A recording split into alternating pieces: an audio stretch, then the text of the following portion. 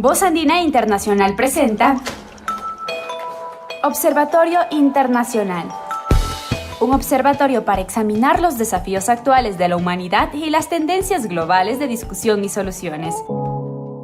Observatorio Internacional. Marco Romero, su anfitrión, entrevista a académicos de la región y el mundo sobre temas estructurales y de coyuntura. Bienvenidos.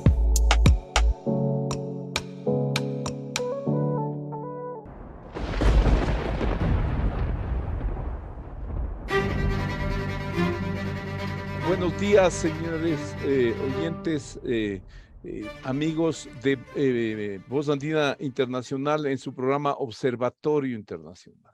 En esta oportunidad vamos con la valiosa ayuda de Wolf Gravendorf, académico, investigador, experto en la Unión Europea, en las relaciones con América Latina.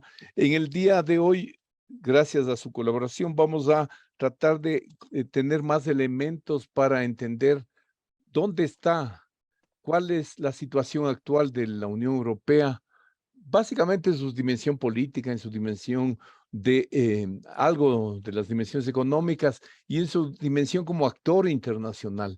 Y le agradecemos una vez más a Wolf su participación en nuestro espacio. Bien, bienvenido, Wolf, primero, antes de plantear la primera pregunta. Muy bien, muchas gracias. Siempre es un gran gusto de regresar, por lo menos con vos, a la querida Universidad Andina. Muchísimas gracias, Wolf. Bien, comencemos con la dimensión política. La primera pregunta sería, hay una serie de posiciones en los medios y en algunos analistas que son bastante polarizadas. Algunos que dicen que el conflicto Rusia-Ucrania, las reacciones del occidente, digamos así, han sido un catalizador para fortalecer a la Unión Europea. Y frente a eso, en el otro extremo, hay otras visiones catastrofistas que auguran una implosión probable de la Unión Europea. ¿Cómo ves tú este dilema? Bueno, como vivimos en unos tiempos, un cambio de época, con muchísimas incertidumbres, también se nota eso en la evaluación de la Unión Europea como actor internacional. Obviamente, toda la agresión de Rusia este año a Ucrania ha cambiado completamente la situación de la Unión Europea, probablemente la primera vez muy seriamente después del fin de la Guerra Fría. Eso implica geopolíticamente una nueva evaluación, una nueva relación de poderes dentro de la Unión Europea, con un movimiento más bien a los países del este. Se necesita tomar en cuenta que Ucrania hoy en día es candidato de entrar en la Unión Europea, pero como país, Ucrania es más grande que Alemania y Polonia conjuntamente. ¿No? Hasta ahora España fue el país más grande de la Unión Europea y el peso político de Polonia y de países bálticos en todos esos últimos meses ha aumentado enormemente en la Unión Europea y su reacción frente a la agresión de Rusia. Bien. Al mismo tiempo, perdón, todavía tengo que mirar al otro lado de tu pregunta. Al mismo tiempo, tenemos en otros campos, especialmente en el campo de derechos humanos, de libertad de prensa, de opiniones sobre temas de energía y todo eso, unos conflictos muy serios dentro de la Unión Europea. Y no es completamente imposible que después del Brexit en los próximos años también puede salir uno o otro país de la Unión Europea. Entonces, la Unión Europea está marcando a un lado una extensión, no solo a los países como Moldavia y Ucrania, pero últimamente también con más perspectivas para los países del Balcán, pero al otro tiempo se necesitan tomar en cuenta que la cohesión interna de la Unión Europea es probablemente peor que en muchos años. Listo, muchas gracias. Pero en lo que tú has señalado, hay unos 2 o 3 elementos que me parece necesario ampliar para la comprensión, sobre todo de los no europeos. El primero es, tú hablaste que hay un desplazamiento, un cambio en la relación en la relación de poderes en la Unión Europea hacia el este, pero en una perspectiva más histórica de la trayectoria de la Unión Europea. Hay algunos que señalan que Maastricht fue un parteaguas y que a partir de allí el peso de la finanza, la gran finanza internacional y la gran finanza europea en alianza, así como de las grandes empresas, pasó a predominar sobre las instancias políticas del proyecto de la Unión Europea. ¿Cómo ves tú esa afirmación? Yo creo hay algo de verdad en eso, pero justo eso ha cambiado completamente ahora por la agresión de Rusia a Ucrania. Hoy en día los temas políticos son los temas con más peso en la Unión Europea, que tiene también que ver con los problemas de las relaciones estratégicas entre la OTAN y la Unión Europea y la enorme presión exitosa, en ese caso, de Estados Unidos, que la Unión Europea sigue exactamente la política de Estados Unidos frente al tema de Ucrania. En ese sentido, también es importante de ver que Polonia siempre fue aliado más incondicional de Estados Unidos en la Unión Europea. Entonces, el nuevo peso no solo tiene que ver con la agresión de Rusia de los países del este, pero también tiene que ver con las decisiones estratégicas de Estados Unidos.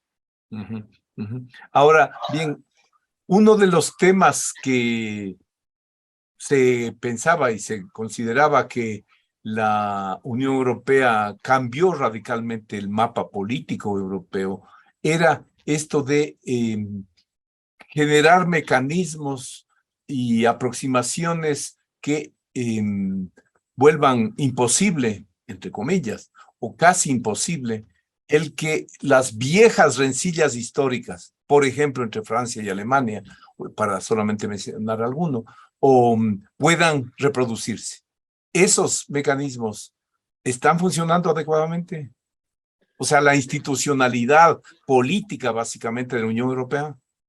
Sí, yo creo eso funciona todavía bastante bien, pero de nuevo vemos una ola de nacionalismo que tiene expresiones distintas, obviamente, en distintos miembros de la Unión Europea, y eso implica también que la relación tan estrecha entre Alemania y Francia no aparentemente es más el motor tan fuerte y tan dominante como fue en los 16 años de Merkel, cuando la cooperación con Francia tenía la importancia más grande.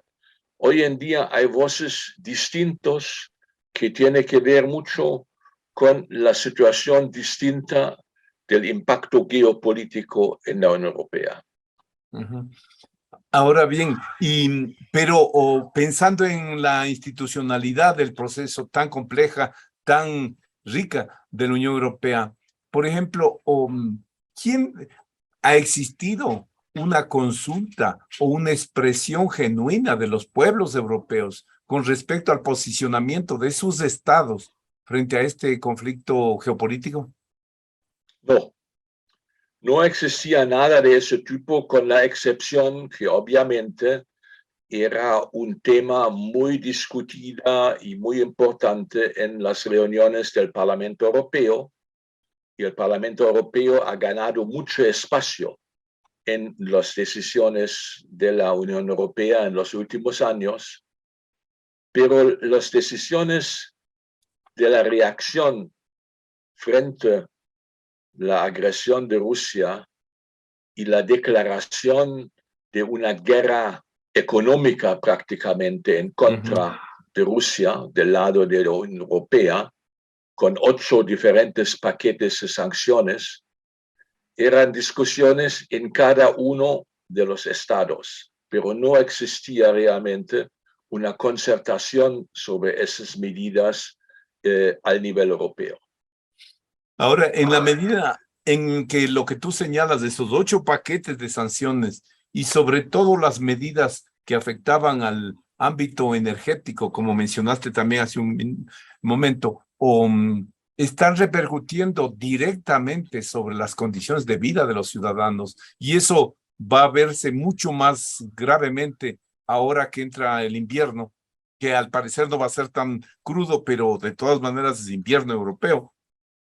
Eso no conspira contra esa, o sea, ¿cuál es la opinión pública prevaleciente en la Unión Europea?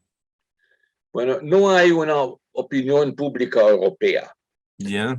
Siguen siendo los países bastante distintos en su mirada, no hacia adentro de la Unión Europea, pero hacia afuera de la Unión Europea.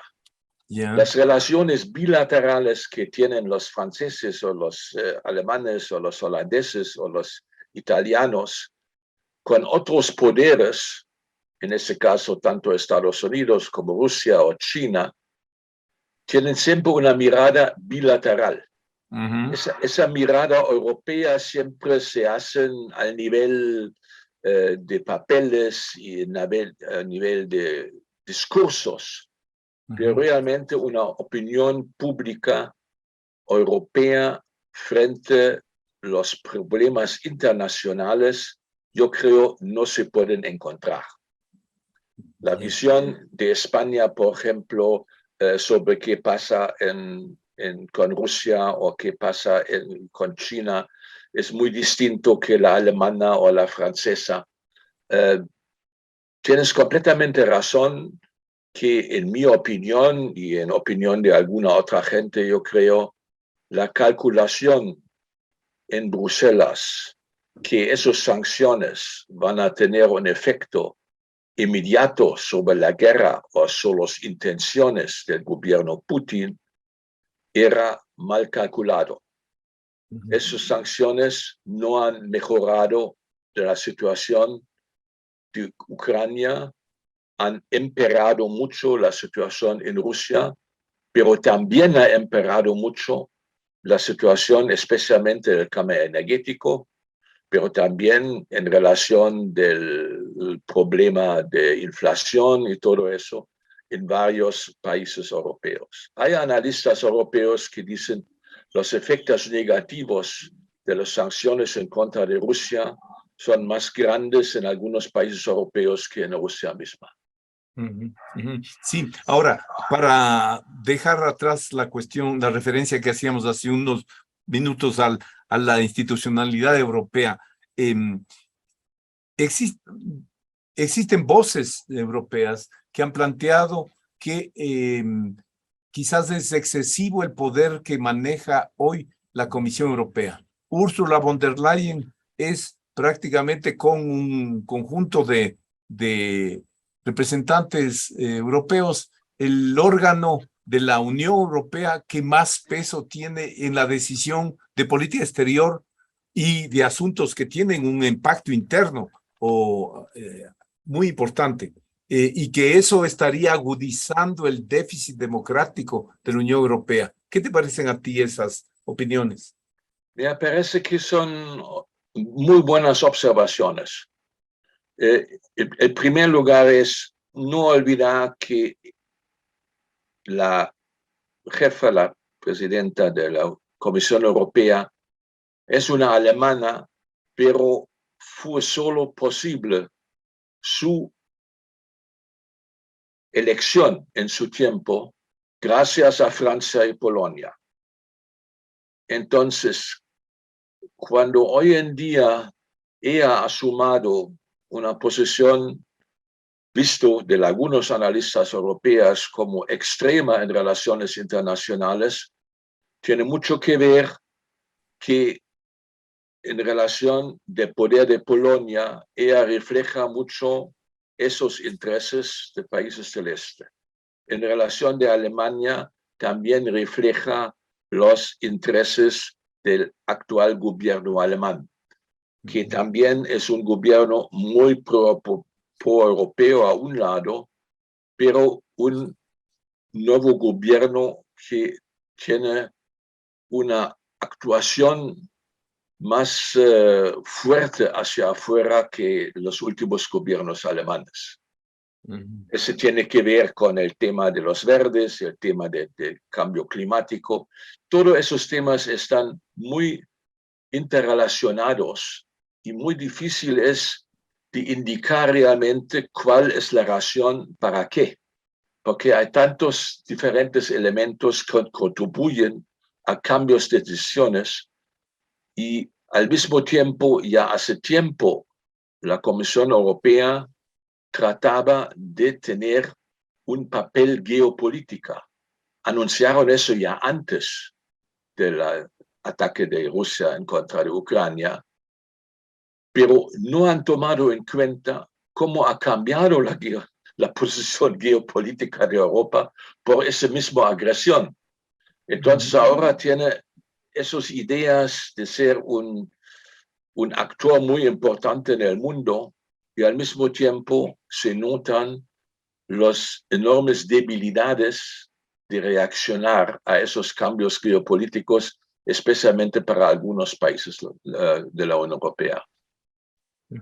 Muy interesante lo que tú señalas, pero antes de pasar a esos posicionamientos, me parece interesante también aclararnos, o sea, en definitiva, lo que me parece muy acertado lo que tú señalas, que no hay una opinión pública europea, pero hemos visto, más allá de fake news y todo, que en las calles de varios países y ciudades europeas, la población ha comenzado a manifestarse por aquello que le afecta más directamente, ya sin importar, o sea, fue más allá de las dudas o incertidumbres que genera este gobierno de Zelensky y el rol que está jugando los Estados Unidos en todo este proceso y el rol que está jugando la Unión Europea, hay expresiones de la gente que muestran claramente cierta creciente insatisfacción con lo que se está haciendo hasta el presente. ¿Cómo ves tú eso en primer lugar? Sí, eso es sin ninguna duda, pero las grandes demostraciones realmente teníamos hasta ahora solo en Chequia y en Alemania. En los otros países no de tanta importancia. Entonces, pero yo creo que con más importancia que va a tener la reducción de la posibilidad de recibir suficiente gas para el calentamiento de las casas y todo eso en Europa Central, vamos a tener más demostraciones de ese tipo, porque es muy importante de entender que la reacción emocional prácticamente en Europa en contra de esa agresión de Rusia era tan fuerte que la calculación de las diferentes medidas que han tomado la Unión Europea, como algunos países miembros independientemente, no habían bien calculados. Y ya sabemos desde mucho tiempo que el tema de moral no es un tema muy útil en las relaciones internacionales, porque obviamente la gente está completamente desilusionados con qué está pasando en Europa hoy en día, porque teníamos más de 70 años ningún conflicto del tipo de guerra, alguna pequeña cosa en los Balcanes, pero realmente teníamos un periodo de paz más larga que nunca antes en Europa. Y mucha gente, especialmente en la generación más joven, pensaban que eso sería el estado normal. Y no han tomado en cuenta que en la historia, por lo menos, el estado normal es que siempre aparecen guerras, especialmente cuando hablamos de los intereses de poderes globales o poderes grandes y todo eso.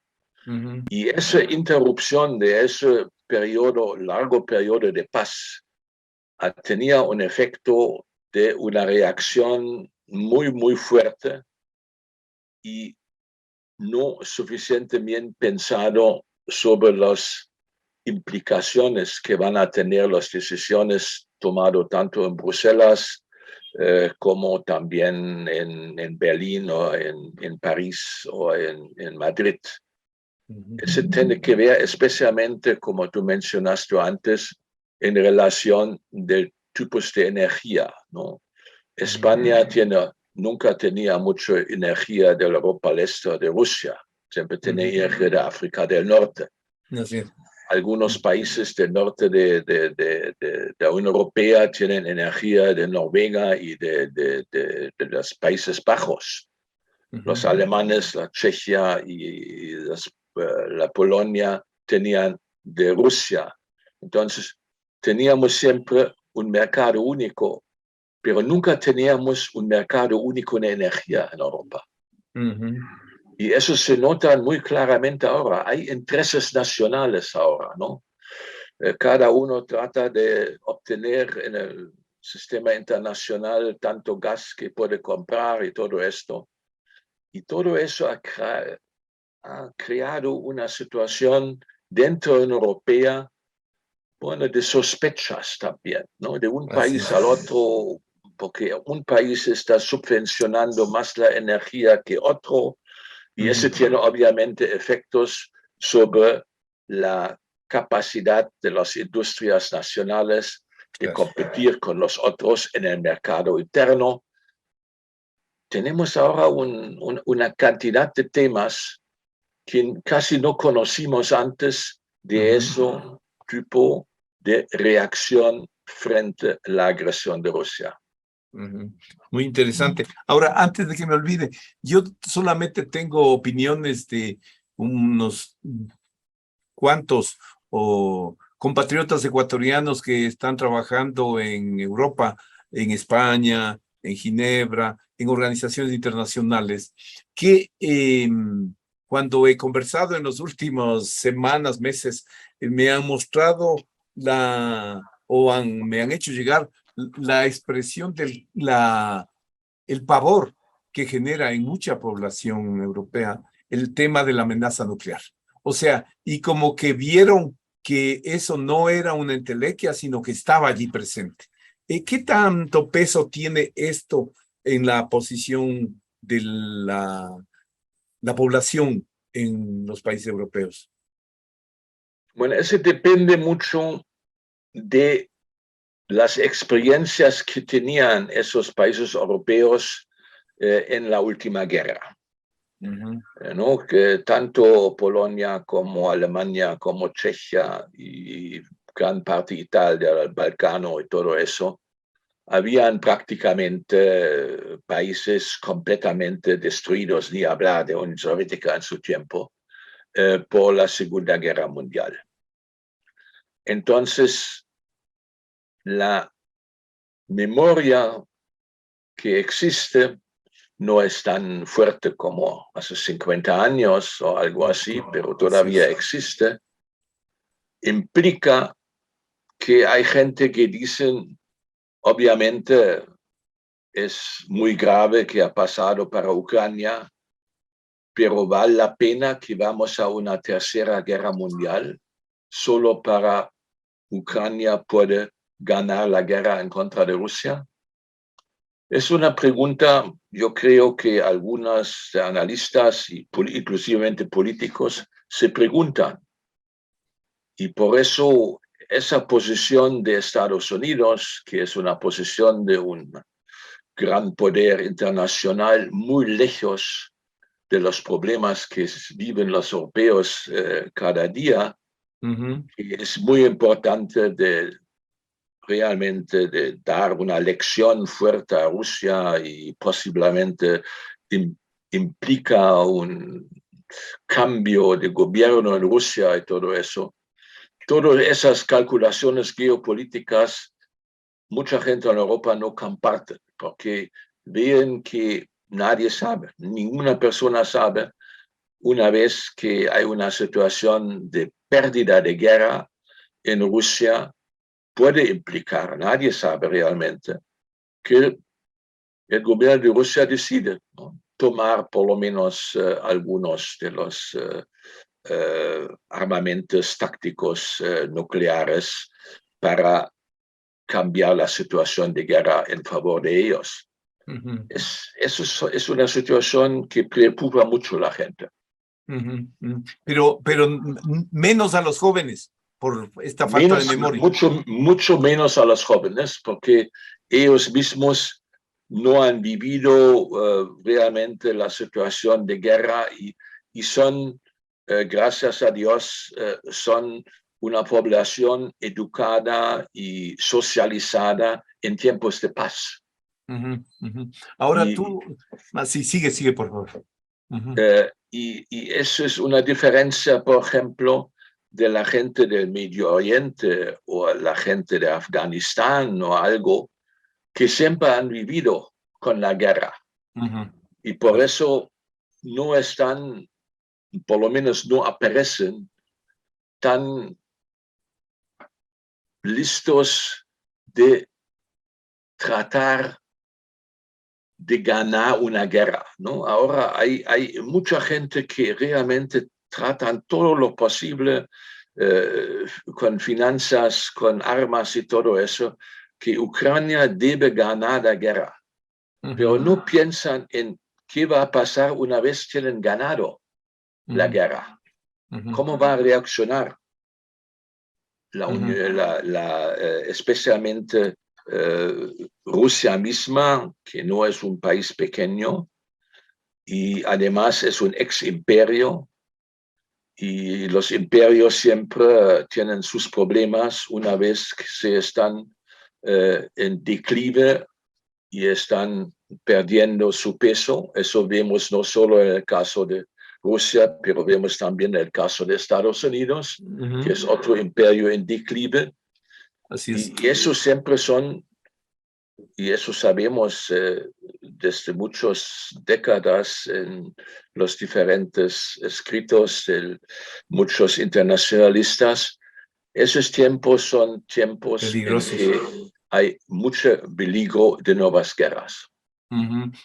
Ahora, una cuestión que siempre me preocupa, o sea, yo tuve la suerte de estudiar 2 años en Europa, entre el 77 y el 79, eran otros tiempos, la Guerra Fría marcaba mucho todavía, pero particularmente me recuerdo que la prensa francesa, que es con la que más me relacioné, era bastante libre, amplia, democrática, muy crítica, muy racionalista en sus análisis.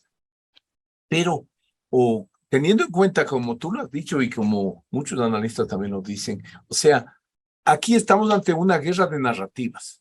O sea, hay una transferencia ineludible del balance de poder desde el oeste hacia el este.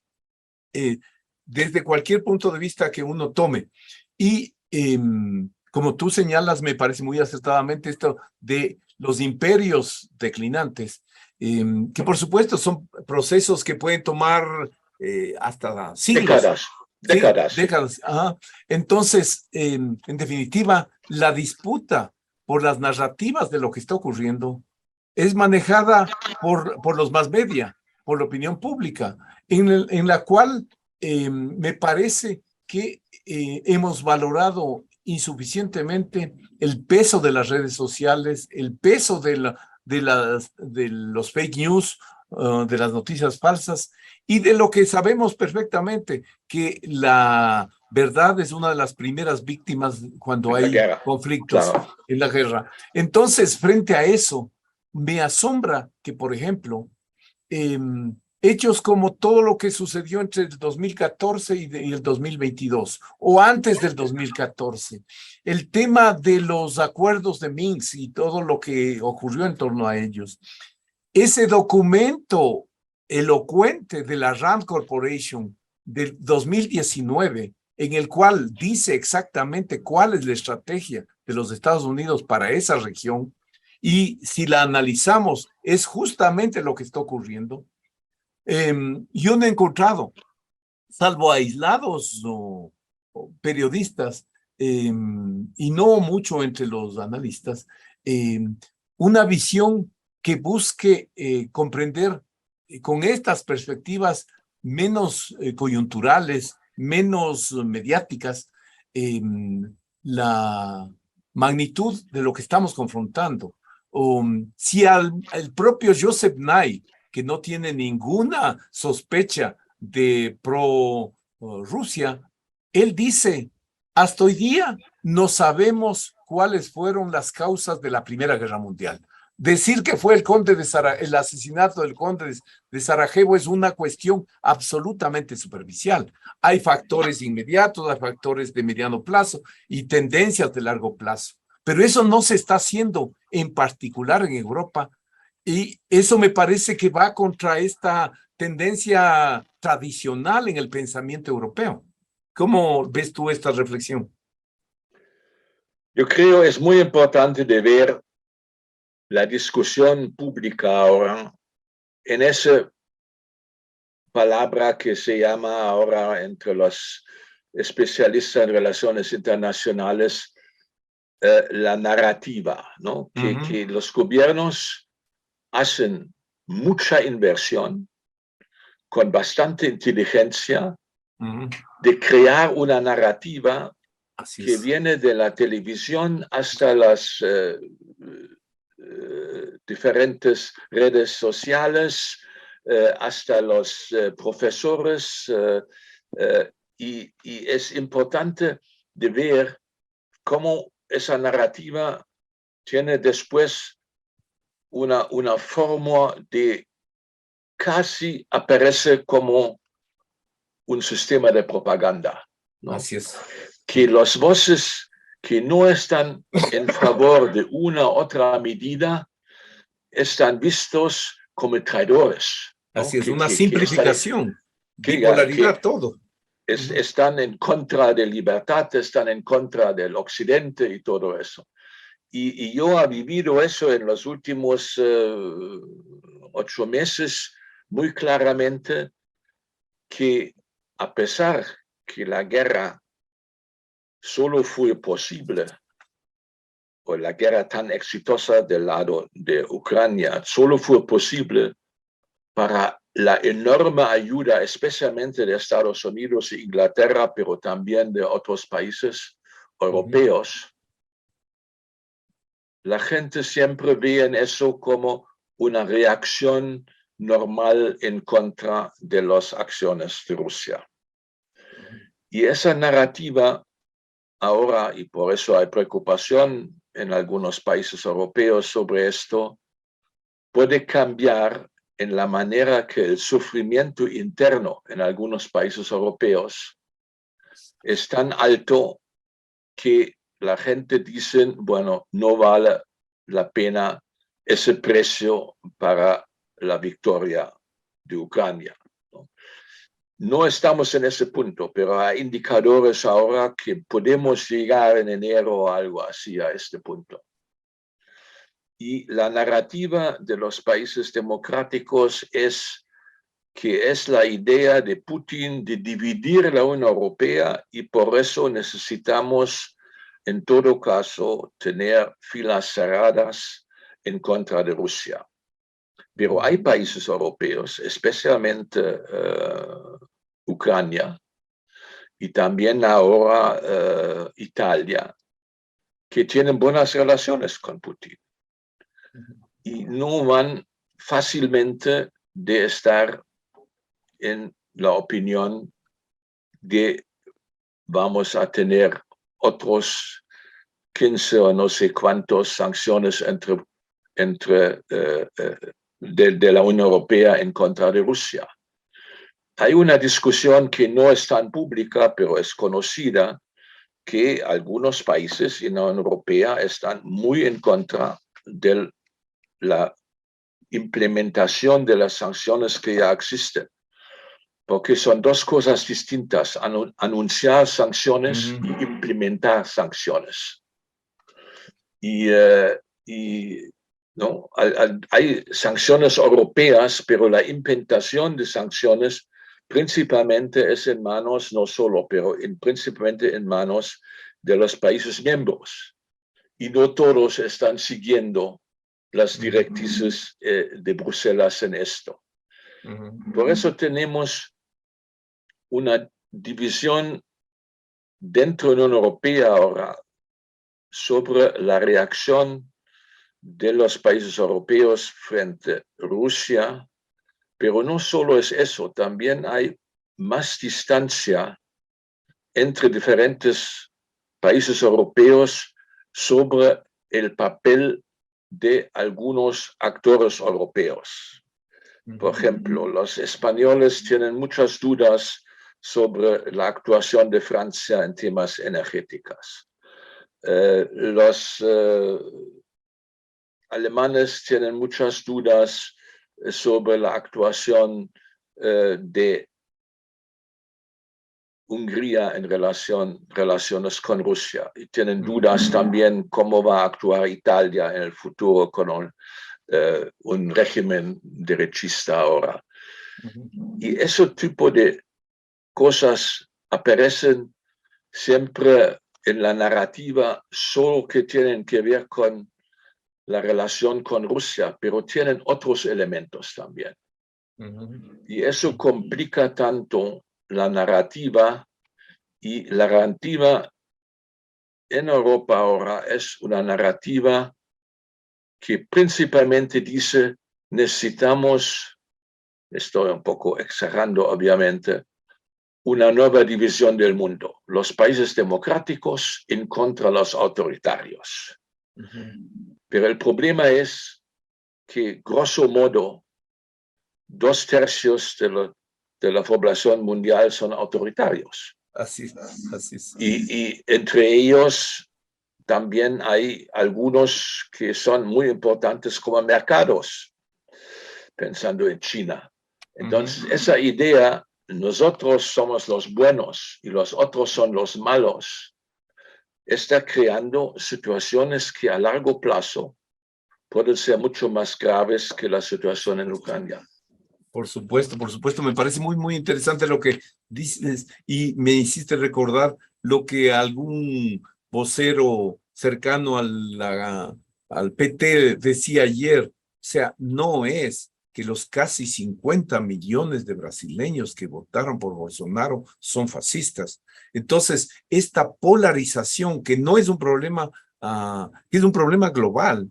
Es un problema global, sí. Entre buenos y malos, entre los demócratas y el resto, es realmente una simplificación absurda y que, por ejemplo, eso decía, en el escenario europeo, o los intelectuales, la academia, no se plegaba así, no se sometía a ese tipo de análisis muy fácilmente, pero ahora lo estamos viendo. Pero hay una pregunta, o sea, ¿y en qué medida un fenómeno que sucederá al final de la próxima semana puede cambiarlo esto?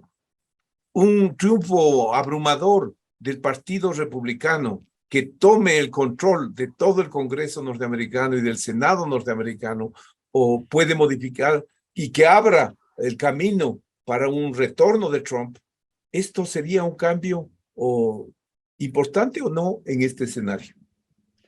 Yo creo en ese escenario es muy importante que tú dijiste ahora, que es una polarización hasta ahora no tan conocida. Siempre existía. La democracia siempre es sobre manejar conflictos. Eso es la democracia. Así es. Pero el grado de polarización en las como se llaman hoy, las guerras culturales que existen en Estados Unidos, en Brasil, en Inglaterra, muy distintamente, pero como fenómeno Colombia, existen en todos esos Chile. países, también implican, por lo menos en mi opinión, una grave crisis de la democracia.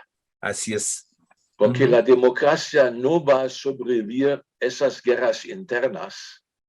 Y eso, con todas las otras cosas que podemos discutir, obviamente, es lamentablemente la gran ventaja de regímenes autoritarios que normalmente no se necesitan enfrentar una oposición violenta en su propio país. Y eso en democracias está creciendo, ese fenómeno. Me parece muy, muy importante la referencia que tú haces a esta crisis de la democracia. Pero ahí te preguntaría una cosa que es un viejo tema y de debate en la ciencia política, en relaciones internacionales también. O sea, es que la visión occidental, judeo-cristiana, de democracia, es el único modelo posible. Por supuesto, si vemos el Partido Comunista Chino, o los procesos en India, la democracia más grande del mundo, o en Turquía, en fin, tenemos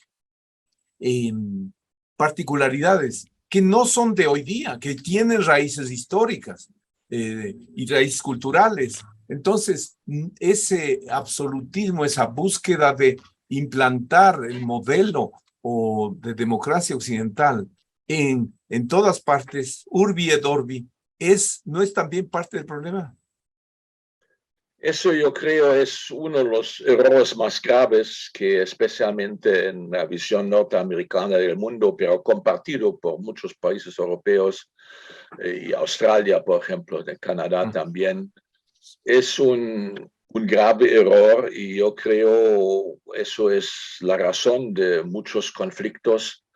Porque no es por casualidad que muchos diferentes estudios sobre los últimos 50 o 100 años comparando sanciones han notado que sanciones siempre tienen a largo plazo implicaciones bélicas, ¿no? Cuando una vez las sanciones no funcionan, la próxima etapa es vamos a usar fuerza. Eso la experiencia con Irak, la experiencia con Afganistán, todo eso. Pero obviamente, y eso fue la buena decisión de Biden, yo creo, fue que no tiene sentido de tratar de exportar la democracia con fuerza a otros países. Pero ahora la nueva onda es, no exportamos la democracia, pero cuando hay en un país un movimiento que está luchando por la democracia, entonces vamos a apoyar ese movimiento. Estamos justo al borde de esa situación ahora con la situación de Irán. Nadie sabe va a pasar allá, pero ya veo en la narrativa, en la prensa aquí y todo eso, bueno, ya es tiempo de intervenir, ¿no? Un poco en esa dirección. Y yo veo eso inclusivamente extremadamente grave, pero de nuevo hay mucha discusión a nivel nacional en muchos países sobre la identidad de diferentes grupos y todo eso, pero no hay respeto a diferentes identidades nacionales en el mundo. Obviamente la identidad de India o la identidad de Indonesia o la identidad de Brasil no son las mismas y no hay método de decir que obviamente necesitan eso otros los países como actuar. Y se nota mucho ahora que una institución como las BRICS están ganando mucho peso porque ellos no aceptan un modelo para todos los miembros.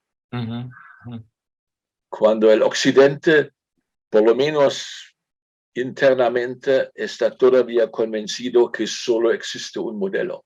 Así es, me parece muy importante lo que señalas. Y ahí una cuestión antes de volver a unos aspectos más de la Unión Europea. Dos cosas que has señalado que me parece muy importante esto. O sea, el cómo manejar las diferencias culturales, las diferencias históricas, las diferencias de sentimiento. Y entonces ahí yo confieso, he reducido, yo diría, en 80% mi consumo de programas de la televisión alemana, pero de la Deutsche Welle, porque antes la veía, pero ahora creo que es tal su alineamiento con las posiciones norteamericanas que no soporto. Pero, sin embargo, respecto a lo que acabas de señalar, me parece muy importante revisar, bueno, está asociado al tema que tú mencionaste de las sanciones como preludio a la intervención y también de toda la enorme discusión que hay en torno a la eficacia de las sanciones, para qué sirven finalmente como instrumento de la política exterior, que ya son casi 3 décadas que se han establecido como uno de los instrumentos principales. El problema que mencionaste antes entre la distinción entre el tipo de sanciones, su diseño y su implementación me parece fundamental. Pero, ¿y por qué hacía la referencia a la televisión alemana? Porque vi hace unos 2 o 3 días ese programa, uno de los programas en torno al tema libio. Y entonces, cuando uno ve es un programa como eso, o sea, cómo diferentes poderes, diferentes actores geopolíticos globales, incluyendo a países europeos fuertes y, por supuesto, a los Estados Unidos en todo el periodo, o sea, se confrontan por una lucha por controlar, por acceso a los recursos estratégicos como es el petróleo, etcétera. Y entonces vemos cómo estas narrativas que hemos mencionado se vuelven funcionales simplemente para objetivos de política de cualquier otra índole. En consecuencia, lo que tú señalaste sobre Irán me parece ilustrativo y muy importante, porque efectivamente me parece que en el caso de Rusia y del conflicto en Eurasia, o sea, el tema es esta disputa dentro de esta fase de transición hegemónica de largo plazo, de largo data, y los procesos concretos en el escenario y entre los actores. En ese sentido, te preguntaría, o sea, estos potencias declinantes, Rusia, Estados Unidos, los países emergentes, BRICS, como mencionaste, están en esta disputa, en este proceso de transición hegemónica, que el punto crucial es, ha llevado a principalizar una vez más como instrumento de la solución o de resolución de diferencias por la vía armada, por la guerra. Y ese es un nuevo problema, un nuevo dato de comienzo del siglo XXI, ¿no? Entonces, ¿hasta dónde, la pregunta que tú te planteabas, ¿hasta dónde puede llegar una dinámica como esta? ¿Cómo puede evolucionar? Obviamente no tengo ninguna bola de cristal, pero yo creo las tendencias que se ven implican que vivimos una transición del sistema internacional.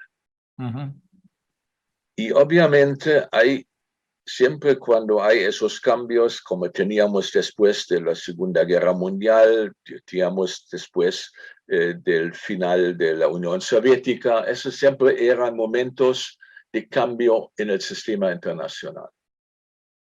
Y eso implica siempre perdedores y ganadores.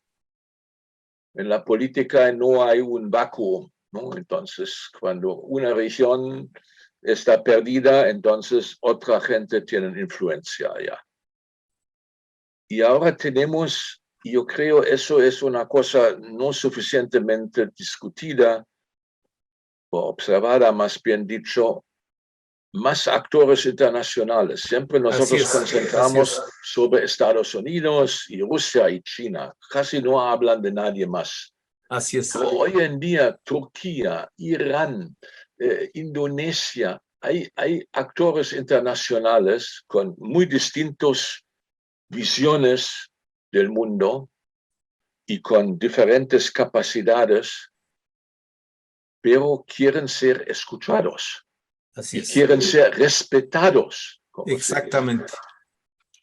Y esto todavía mucha gente que tiene una visión más eurocentrista no están entendiendo, ¿no? Que son otras visiones del mundo.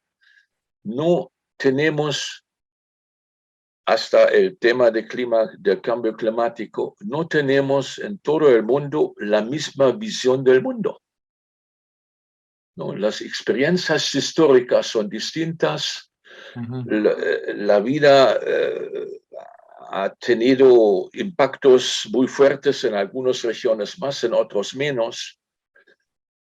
Y todavía no hay ni un esfuerzo de crear una situación en que se están respetando esas diferencias y no tratando de criticar siempre los diferentes problemas, son problemas sin ninguna duda internas que tienen los otros, ¿no? Así es. Esa visión de nosotros y los otros, los buenos y los malos, Es verdad. eso es lo peor que yo veo ahora.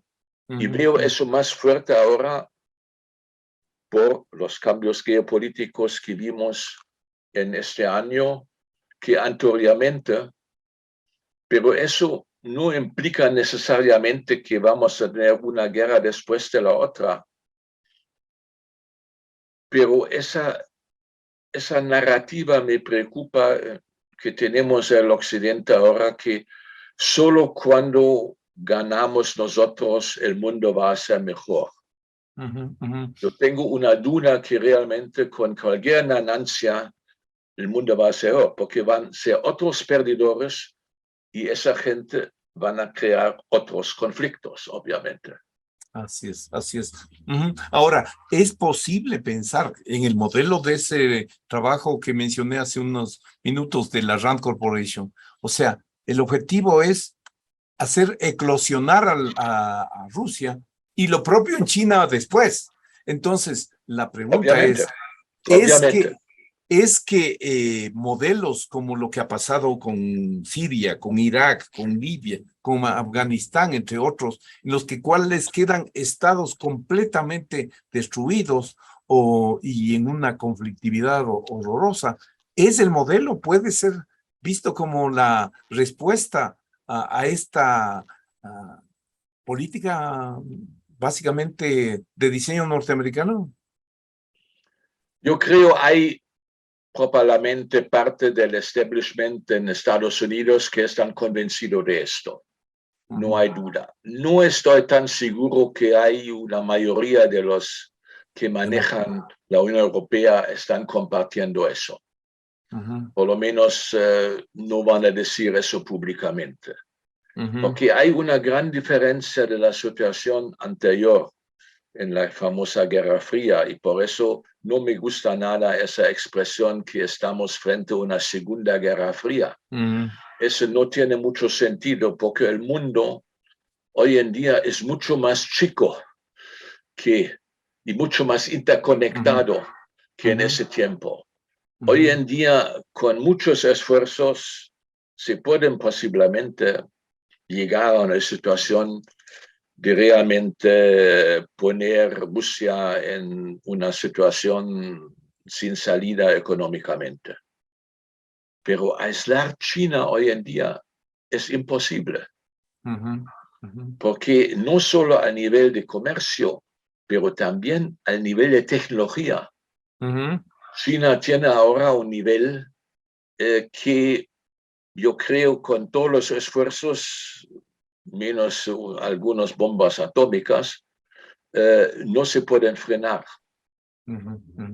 Y por eso es interesante de ver que hay una oposición hoy en Estados Unidos de grandes empresas, de las más importantes en Estados Unidos, que están criticando la posición de Biden, diciendo no podemos perder China como mercado. No, me parece muy importante lo que tú acabas de señalar.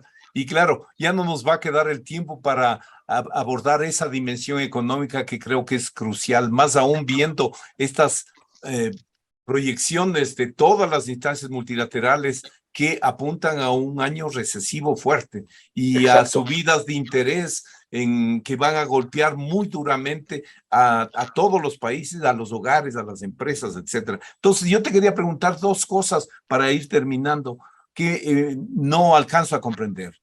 ¿Cómo se puede aceptar y legitimar el hecho de que Alemania, Francia estén comprando el petróleo ruso de India o de Arabia Saudita con 30% de recargo? No tiene sentido. O el hecho de que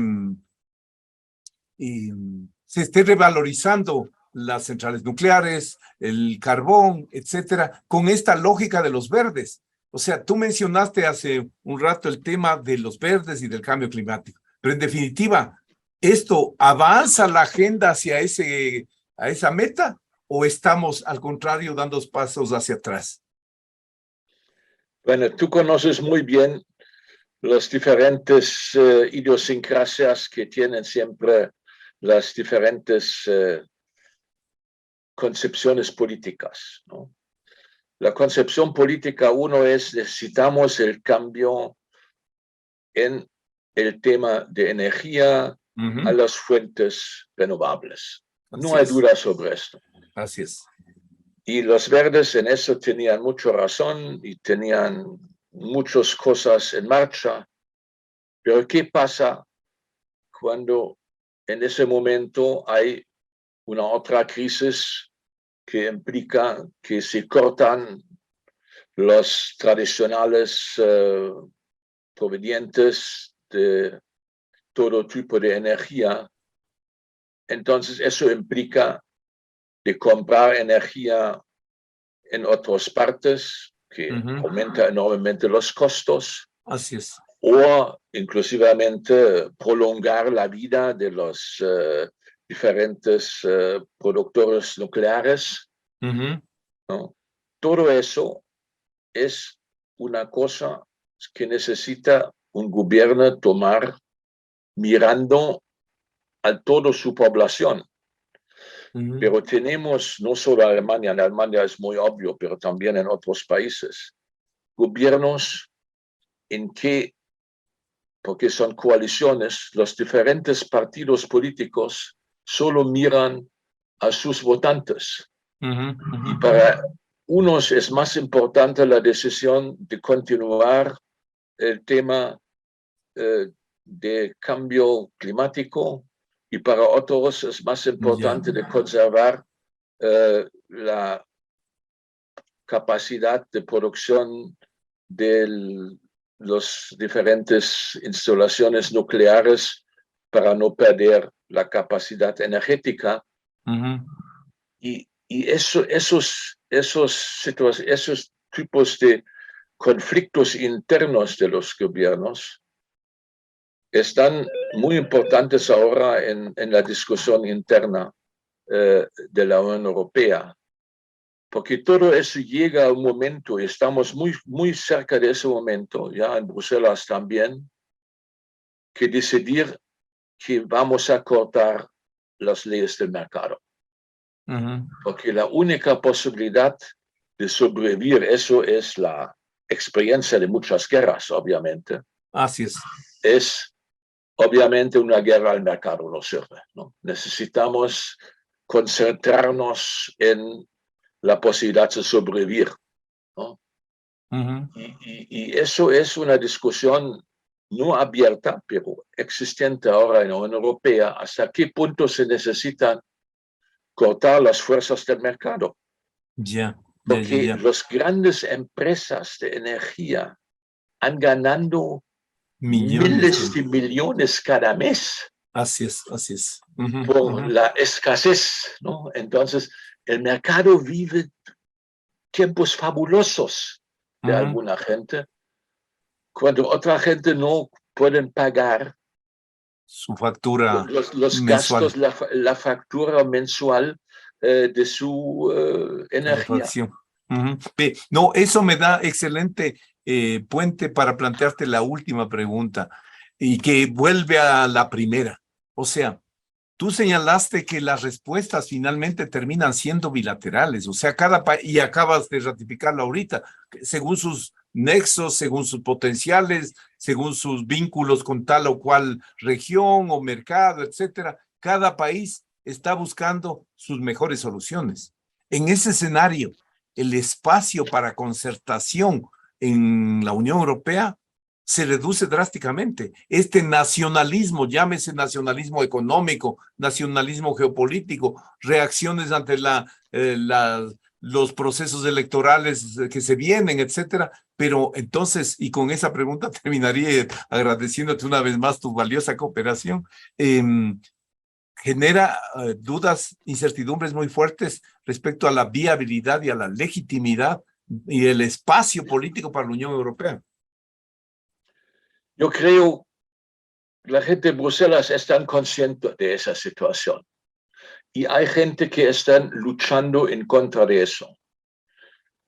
Pero el desafío que enfrenta el viejo sistema de integración europea por la situación actual con cambio de clima, una nueva guerra y el tema económico.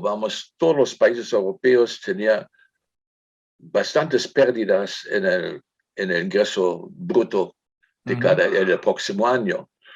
Frente a esos tres desafíos, yo creo cuando no se pueden ajustar el mecanismo dentro de la Unión Europea, por lo menos por algunos 3 o 5 años de crisis, entonces la Unión Europea no va a sobrevivir, por lo menos no en esta forma. Perfecto. No, muchísimas gracias, Wolf, por tus aportes, los elementos que nos has dado para comprender un poco la situación actual y los desafíos de la Unión Europea. Muchísimas gracias, como siempre, por tu cooperación, por tu ayuda para entender esta dinámica fundamental de las perspectivas globales. Hasta una próxima oportunidad. Muchísimas gracias. Marco Romero, anfitrión del programa Observatorio Internacional, les agradece su sintonía a este programa. Observatorio Internacional, una producción de Voz Andina Internacional. Hasta pronto.